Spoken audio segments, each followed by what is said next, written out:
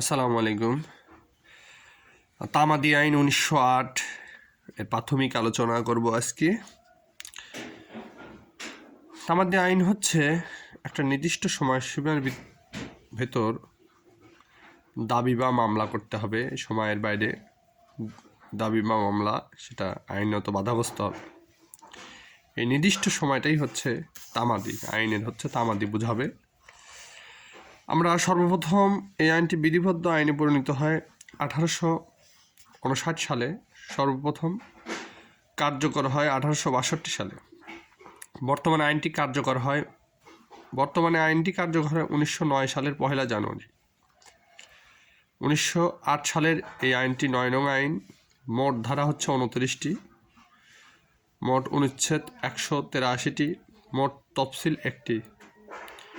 আইনের প্রকৃতি পদ্ধতিগত প্রসিডিউরাল ল। আইনটি সর্বশেষ সংশোধিত হয় 2004 সালে।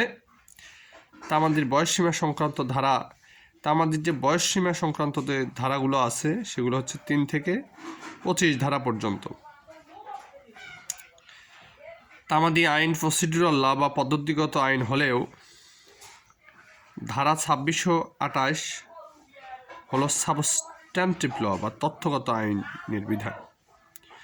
অর্থাৎ এটা হচ্ছে পদ্ধতিগত আইন, কিন্তু 26 এবং 28 ধারা হচ্ছে তথ্যগত আইন। তো এটাই হচ্ছে আমাদের তামাদি আইনের প্রাথমিক আলোচনা।